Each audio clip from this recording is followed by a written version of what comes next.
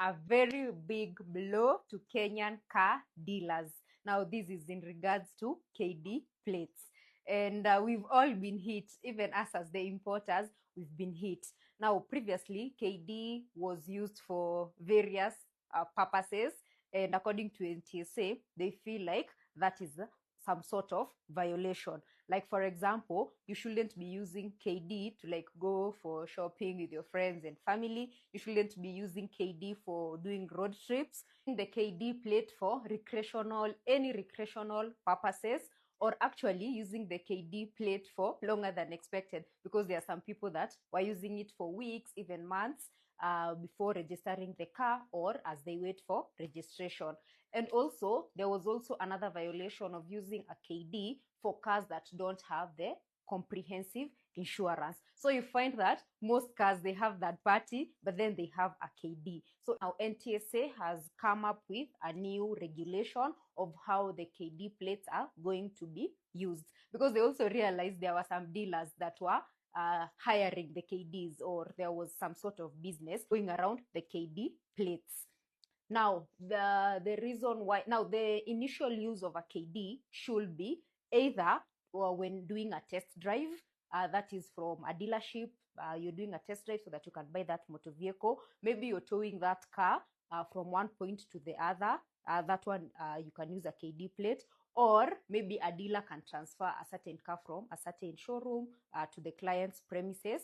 That's it. And that car should also have a comprehensive insurance. Now, they've come up with a very strict way to curb all these, and all of us have been affected. Even us as the importers, we've been affected, because for us, we used to move the car from the port of Mombasa to either at the delivery point or at a point where we are loading the cars in the car carrier, and we were using the KD plates. Now, it means that, or it meant that after the car has been registered and we have the logbook, now we were able to get a release from the CFS, and the client could have the car. Either they could keep it at their premise, or they could drive it maybe once they've displayed the number plate, or maybe using the KD. But right now, all that has been nullified, and NTSA has come up with very new regulations, and they've changed the game. Now, right now, for you to actually use a KD, you should use a KD for only cars that have been registered under the dealership name. Like, let me use, for example, Best Cars.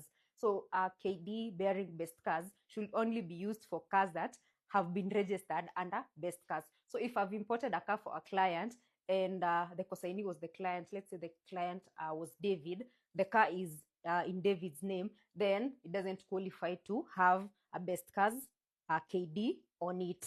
That one is violating the KD rule, or the NTSA regulation that they've come up with. And also, the other rule that they've given is if now cars are registered under Best Cars, now it's the PIN of the director of Best Cars that should drive that car. So in this case, in our company, it's Sir James. So it means that it's only Sir James that can be able to drive those cars.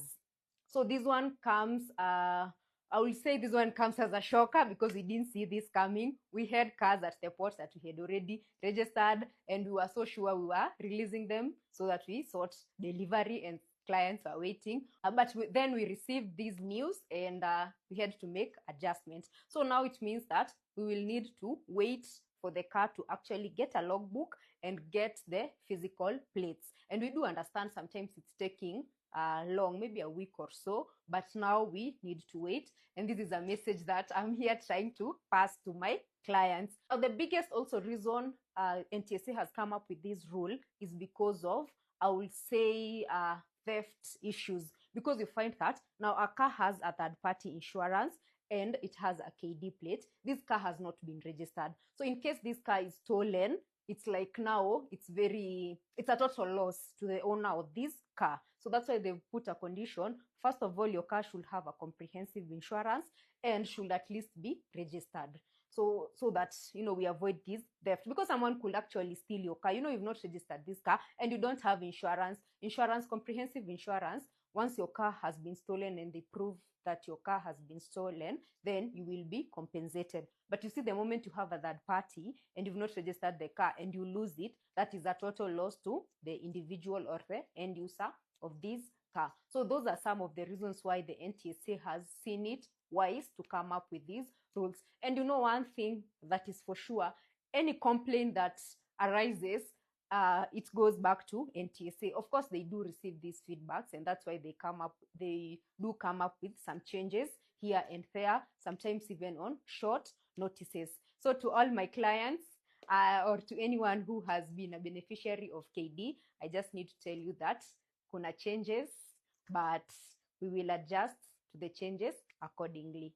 Anyone that has interacted with me, you know that I'm the guru of car importation. We are still importing cars. Our company is called Best Cars for Sale in Kenya, and we are located in Ruiru Town, Greek Towers, third floor. Unfortunately, we don't stock cars locally. We deal with direct importation so that we ensure that our clients get cars that are in the best condition. In fact, I say that we cherry pick cars that are in the best condition, and we ensure that our client gets, you know, a seamless experience working with Best Cars for Sale in Kenya. Ring me up, text me, and I'll reply with a quote, and for sure, I'm going to bring that car home. Bye.